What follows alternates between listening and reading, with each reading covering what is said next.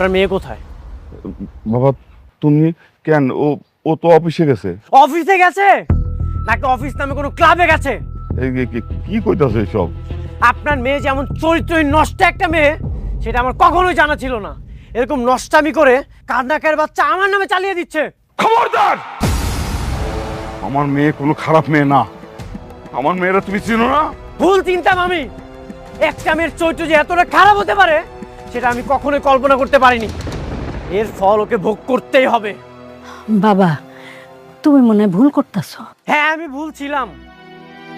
ভুল ছিলাম। এতিম তো, ছোটবেলা থেকে আমি আমার বাবা মার আদর পাইনি, কিন্তু আমি আপনাদেরকে পেয়েছিলাম। আপনাদেরকে আমি আমার আপন বাবার মতো পেয়েছিলাম, কিন্তু আপনাদের পরে আর কখনোই কাউকে আমি আপন ভাবতে পারিনি। সেই আপনারা আমাকে এমন ভাবে আঘাত করলেন যে এই ক্ষতটা কখনোই ভালো হবার নয়। এখন আমি খুবই স্পষ্ট, এই সব কিছুর সাথে আপনারা দুইজন জড়িত। আপনারা আপনার মেয়েকে দিয়ে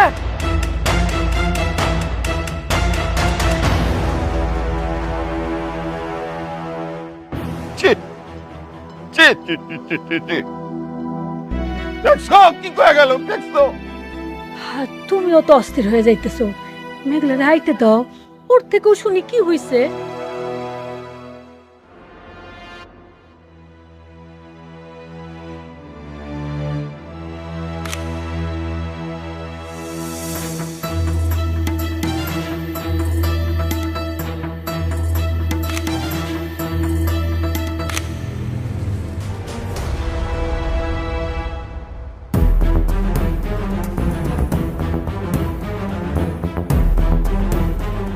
কি করছিলে তুমি?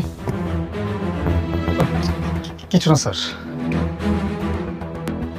আরে এটা তো দেখি অনেকের নাম্বার। হ্যাঁ, তাহলে এতদিন তুমি আমার সব তথ্য অনেককে দিচ্ছিলে? হ্যাঁ, মানে স্যার, আরে নিমকারাম, আমার অফিসে চাকরি করে সংসার চালাচ্ছ আর আমারই ক্ষতি করতেছ। এই বেবিটা আমার সাথে করতে পারলে তুমি? বেমন তো আপনিও। আমার বন্ধুর সব সম্পত্তি আপনি বেড়ে দিয়েছেন। কে তোর বন্ধু? অনেক।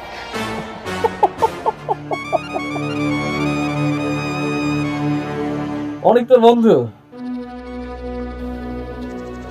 এখন যদি আমি তোকে পুলিশে দেই তাহলে তোর অনেক বাপ কি তোকে ছাড়াইতে পারবে? পুলিশে দিবেন দেন, আমরা এসবের ভয় পাই না। আর এই যে মিস্টার রাতুল, আমি যদি আপনার নামে মামলা দিই আপনি টিকতে পারবেন তো? তুই আমার নামে কি মামলা দিবি? আপনি যে অনেকের সিগনেচার কপি করে তার সব সম্পত্তি আপনি নিজের নামে করে নিয়েছেন। ও আচ্ছা, তাহলে তো তোমাদের বিগ প্ল্যানিং। হ্যাঁ, আমার তাহলে এই পুলিশে দেওয়ার প্ল্যানিংটা বাদ। তোমরা তো খেলতে চাচ্ছ না দুই বন্ধু? যাও দুই বন্ধু মিলে প্ল্যানিং করো, তোমাকে আমি ছেড়ে দিলাম। আমার না সব প্ল্যানিং রেডি আছে, আমি দেখবো তোমরা আমার কি চেপতে পারে। রাতুল,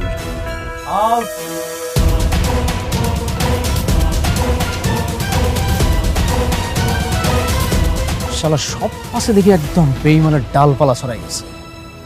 একটা বেইমান আমার সাথে ঘোরাঘুরি করতেছে, আমি বুঝতেই পারলাম না। এই, তোমরা একটু চোখ কান খোলা রাখতে পারো না?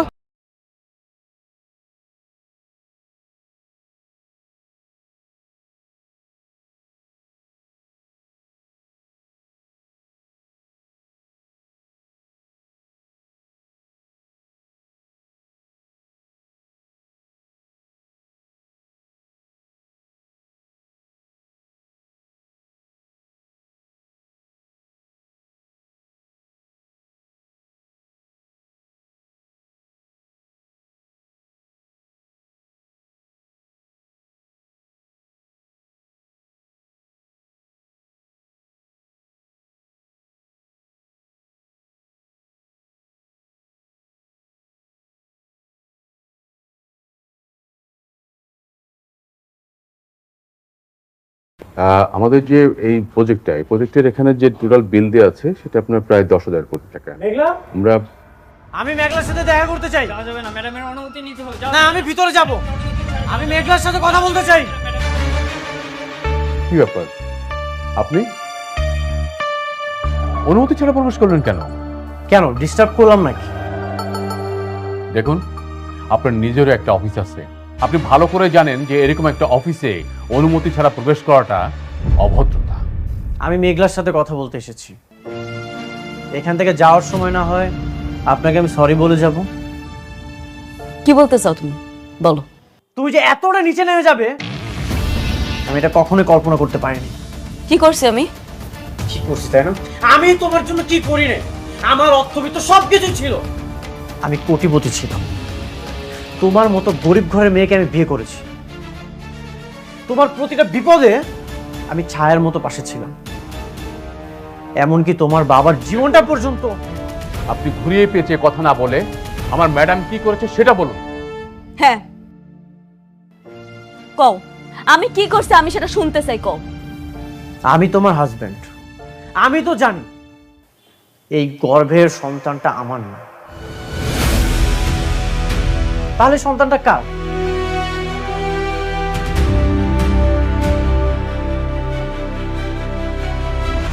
কার সন্তান মানে? কি আবল তাবল বলছেন আপনি? চোখের সামনে একটা মানুষের চরিত্র কলঙ্ক লাগিয়ে দিচ্ছেন। এই প্রশ্নটা আমাকে না করে মেঘলাকে এই প্রশ্নটা করেন। চরিত্রহীনকে চরিত্রহীন বলবো না তো কি বলবো? নাকি মডার্ন ভাষায় অন্য কোনো নাম আছে? কি বলতে চাও তুমি, স্পষ্ট করে বলো। আমি ডিভোর্স চাই।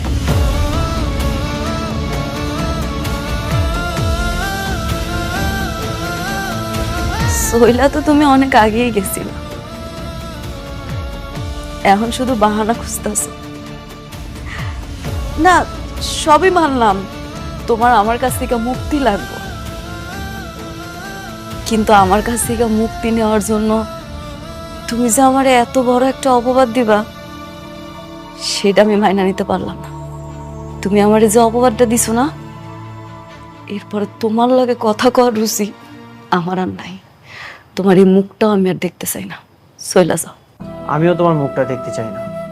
যার হাজবেন্ড থাকার পরেও অন্য একটা পুরুষের স্পর্শের প্রয়োজন হয়, তার সাথে আমি সম্পর্ক রাখতে চাই না।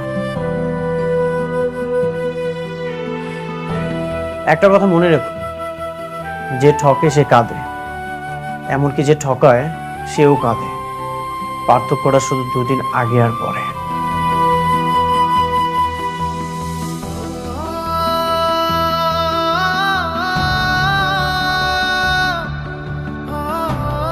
ম্যাডাম, আপনি শান্ত হন। ওনার কথা আপনি কিছু মনে করেন না, আপনার মনকে শক্ত করুন। আমি আর আমার খোদা ছাড়া আমার পরিবারও জানে না আমি কতটা কষ্টে আছি। হয়তো ডিভোর্স চাইতেছে, ঠিক আছে, হরে আমি মুক্তি দিয়া দিব। ডিভোর্সের সিদ্ধান্ত ভেবেচিন্তে নিতে হয়, কারণ একবার ডিভোর্স হয়ে গেলে সবকিছুই শেষ। আমি সব ভাইবা চিন্তায় সিদ্ধান্ত নিয়েছি, আমি আর সংসার করব না। মারে পাগলামি করিস না। এই মাইয়া মানুষের সংসার যদি একবার ভাঙ্গা যায়, সেই সংসার আর জোড়া লয় না মা। আব্বা, তুমি এখন কি চাও? আমি গিয়ে ওর পায়ে ধরি? সে তো আরেকজনের বিয়া করে দিব্যি সংসার করতেছে। কার আসে আমি অপেক্ষা করুম আব্বা, তুমি কও। যুক্তি খারাপ না। তার মানে ডিভোর্সের সিদ্ধান্ত ফাইনাল, তাই তো? হ, আপনি সবকিছু রেডি করেন। ও মা, এই তোর পেটের সন্তানটার কথা একবার চিন্তা কর। ওই দুনিয়াতে আসার আগেই ওর বাপের তুই তালাক দিয়ে দিবি? আপনি প্রেগনেন্ট? এ কথা তো আগে বলেননি। প্রেগনেন্ট অবস্থায় ডিভোর্স হয় না। হবে না? কেন হবে না? কারণ এটা নিয়ম নেই। স্ত্রীর গর্ভে যদি সন্তান থাকে, সন্তান প্রসবের আগে ডিভোর্স হয় না। এটা কেমন কথা? পেটে সন্তান থাকলে মানসিক যন্ত্রণা নিয়ে হইলেও স্বামীর লগে সংসার করতে হইব? আপনি আপনার মতো থাকেন, কিন্তু যেটা নিয়মে নেই সেটা করতে পারবো না। আমার স্বামী আমার পেটের সন্তানটারে স্বীকার করব না, একটা মায়ের কাছে এটা কত বড় অপমান সেটা আপনি বুঝেন? আর তাছাড়া আমার সন্তানটা বড় হইয়া কি পিতৃ পরিচয় দিব কোন? এমন একটা মানুষের সাথে কেমনে সম্পর্ক রাখবো আপনিই কোন। শোন মা, আমরা সবাই মিলা জামাই বাবাজিরে হাতে পায়ে ধরি। আমার মনে হয় আমাকে কথা সে ফেলতে পারবো না। তবুও মা তুই তালাক দিস না। আম্মা তোমরা এগুলা কি কইতাছো? কেন হাতে পায়ে ধরতে যাইবা? আমি বারবার কইতাছি আমি সংসার করুম না। সন্তান স্বীকার করবে না কেন? এটা কি মগের মূল্য নাকি? আপনি যদি 100% নিশ্চিত থাকেন মামলা করেন। মামলা করমু? অবশ্যই করবেন, কারণ তার জন্ম দেওয়া বাচ্চা যদি স্বীকার না করে তাহলে আপনার বাচ্চা বড় হয়ে কি পরিচয় পাবে? মানুষ তো একে খারাপ চোখে দেখবে। কি কোন এটা? এই স্ত্রী হয়ে স্বামীর বিরুদ্ধে মামলা করব? হ আব্বা, উনি একদম ঠিক কথা কইছে। আমি মামলা করব। আমি আমার সন্তানের পিতৃ পরিচয় আদায় করেছি। থানায় গিয়ে মামলা করেন। মামলা যদি কোর্টে যায় তারপরে আমি আসি। আপনি সব ব্যবস্থা করেন, এর জন্য যা যা লাগে সব করতে রাজি আছি। ঠিক আছে, আল্লাহ হাফেজ।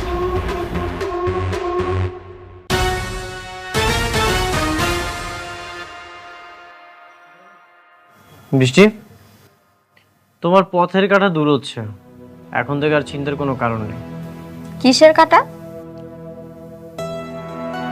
মানে বুঝতে পারছো না? মেঘলা ডিভোর্স দেওয়ার জন্য রাজি হয়ে গেছে। ওকে আমি এমন ভাবে বলেছি, ও রাজি হয়ে গেছে। সত্যি? এত সহজে রাজি হয়ে গেল?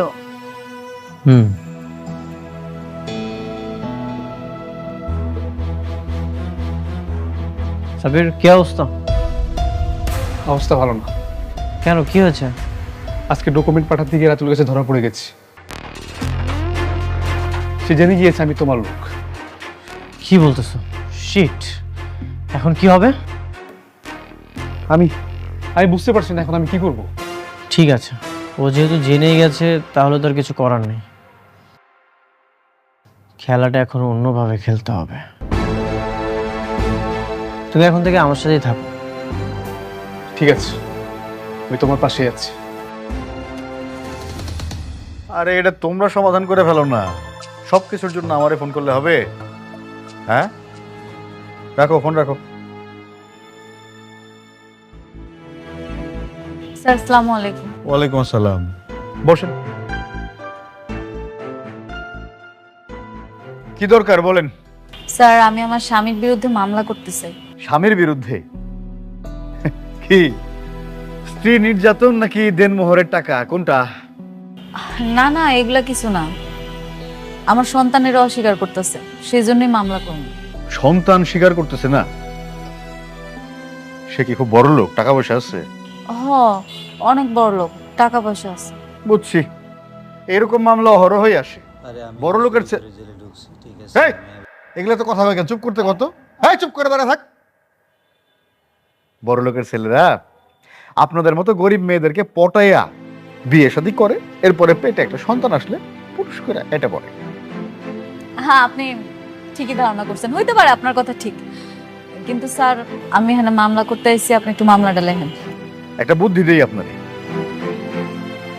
দেখতে দেখতে আমারও চাকরির বয়স তো কম হইল না। এরকম মামলা প্রতিনিয়ত এখানে আসতে থাকে। আজকে আপনি মামলা করে যাবেন, কয়দিন পরে দেখা যাবে স্বামীরে বগল দাবা করে আমার কাছে আসছেন, আইসা বলতেছেন, স্যার আমি ভুল করে মামলাটা করে ফেলাইছিলাম, এখন মামলাটা তুলে নিতে চাই। এগুলো অসংখ্যবার ঘটছে আমার সাথে। তাই বলি কি, তার সাথে সমঝোতা করে ফেলেন, মামলা করে কোনো লাভ নাই, মিটে যাবে। স্যার আমি বুঝতে পারছি আপনি যেটা বলছেন, কিন্তু আমি সমঝোতা করতে আসি নাই স্যার। আমি আমার সন্তানের অধিকার চাই, আর সেই অধিকার আদায়ের জন্য যা যা করা লাগে আমি সব করব।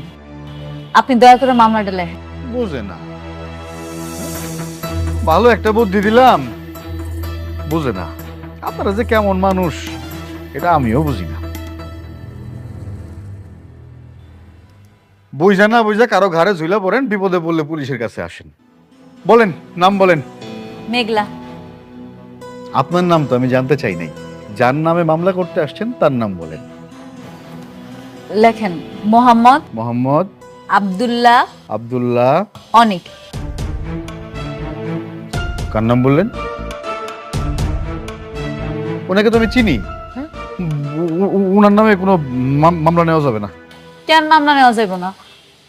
উনি হয়েছে যে রিয়েল এস্টেট কোম্পানির মালিক, আর এখন অবশ্য ওনার নাই কোম্পানিটা, উনি ওনার শ্বশুরেরটা দেখাশোনা করেন।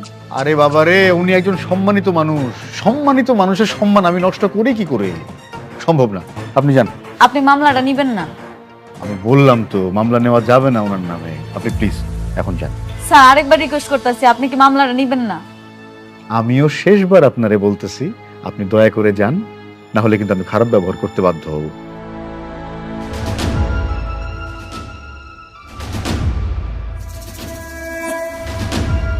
ওরে বাপরে, কার নামে মামলা করতে আসছে? এই কি হলো? আপনি আবার কারে ফোন করতেছেন? স্যার আমার 2 মিনিট সময় দেন, আসলে আপনি বুঝতে পারবেন। Hello manager uncle.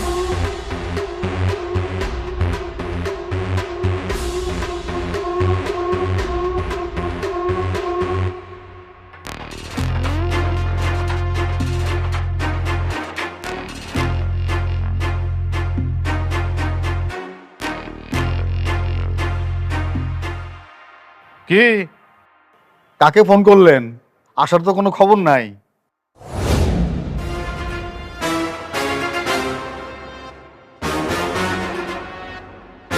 কি হয়েছে অফিসার? স্যার, আপনি ম্যাডামের সাথে খারাপ ব্যবহার করছেন কেন? আপনি ওরা মামলা নিচ্ছেন না কেন? স্যার, ম্যাডাম মানে আমি ঠিক বুঝলাম না স্যার। আপনি মানে আপনার মতন একজন মানুষ এরকম ফকিন্নি মার্কা একটা মেয়েকে ম্যাডাম বলবে, আমার ঠিক মাথায় ঢুকছে না। আপনি জানেন উনি কে? না। উনি শালিমার বিল্ডার্স গ্রুপের একমাত্র উত্তরাধিকারী। শালিমার গ্রুপের বর্তমান মালিক মিসেস শালিমার চৌধুরী। আপনি তার সাথে খারাপ ব্যবহার করছেন। কি বলছেন স্যার? শালিমার গ্রুপের মালিক, সে তো হাজার হাজার কোটি টাকার মালিক। এইরকম পোশাক আশাক পরে থাকবে? নিজের মুখে বললো যে বস্তিতে থাকে, সে কিনা শালিমার গ্রুপের মালিক। স্যার, আমার বিশ্বাস হচ্ছে না। সেটা জেনে কি আপনার তো কোনো দরকার আছে? না। এখন বলুন আপনি ম্যাডামের কেসটা নেবেন কিনা? অবশ্যই অবশ্যই স্যার, আপনি যেহেতু বলছেন অবশ্যই নেব। প্লিজ বসুন। বসুন ম্যাডাম। স্যার, শুধু কেস নেব বিষয়টা তা না।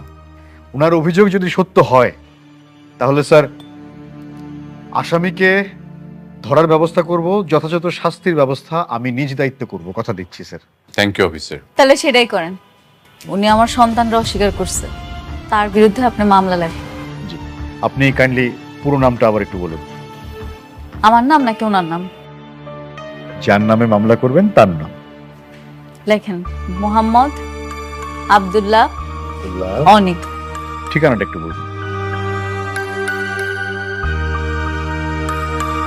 ঠিক আছে। Thank you officer. আর আমরা এটা দ্রুত অ্যাকশন চাচ্ছি।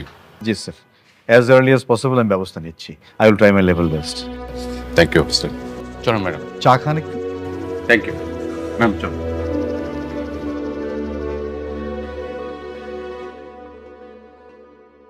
ম্যাডাম, আমাদের এই প্রজেক্টের এটা হচ্ছে আপনার লেআউটটা। আচ্ছা, এখানে আপনার 4টে বেডরুম। হ্যাঁ, এটা স্পেসটা। মেঘলা, তুমি নাকি আমার নামে মামলা করেছো? আমি আমার সন্তানের পরিচয়ের জন্য যা যা করা দরকার সব করব। সন্তানের পরিচয় দিব মানে? ও আচ্ছা, এখন আমাকে মানতে হবে এই সন্তান আমার? তুমি যে মামলাটা করেছো এটা তো মিথ্যা মামলা। তুমি কেন আমার নামে মামলা করেছো? সেটা তো পুলিশে প্রমাণ করবে এটা মিথ্যা মামলা না আসল মামলা। পুলিশ প্রমাণ করবে? পুলিশ কি প্রমাণ করবে? হ্যাঁ, তুমি আমার নামে মামলাটা তুলে নাও, না হলে কিন্তু আমি তোমার নামে মানহানির মামলা করব। মামলা করতে চাও? করতে পারো। করতে পারো মানে? তুমিও চাও আমি তোমার সাথে ঝামেলা করি, আমাদের মান সম্মান নষ্ট হোক, থানায় যে তোমার সাথে লড়াই করি, এটাই চাও তুমি? আমি শুধু চাই আমার সন্তানের পরিচয়। তুমি আমার সন্তানটারে নিজের সন্তান বলে পরিচয় দাও, আমার আর কিচ্ছু লাগবে না। আমার তোমার টাকা পয়সা সন্তানের দায়িত্ব নিতে হইবে এমন কোনো কিচ্ছু লাগবে না, তুমি শুধু সন্তানের পরিচয়টা দাও। দায়িত্ব নিব মানে? যার সন্তান তার কাছে যাও। ওকে ফাইন, ঠিক আছে, আমি তোমার সাথে থানাতে যেই লড়াই করব, দেখি পুলিশ কি প্রমাণ করতে পারে।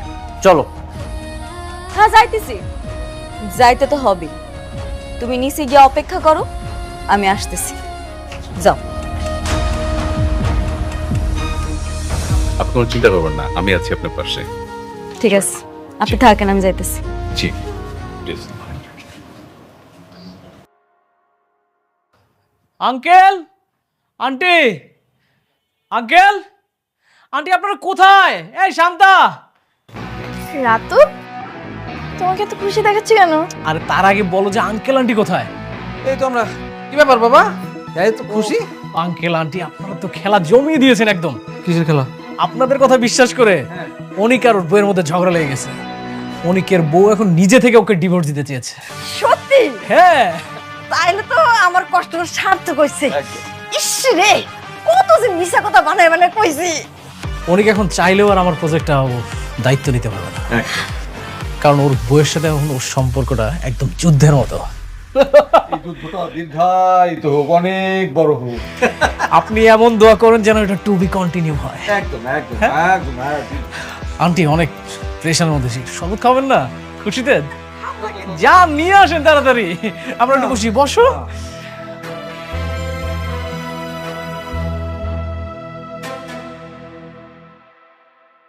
যা মেরে গিয়া। স্যার আসসালামু আলাইকুম, নিয়ে আসছি। বসে বলেন। স্যার, আমার নামে মিথ্যা মামলা করা হচ্ছে। এই বাচ্চাটা আমার না। শেষমেশ এই মিথ্যা মামলার জন্য আমাকে থানা পর্যন্ত আসতে হলো। বাচ্চা যদি তোমার না হয় তাহলে কি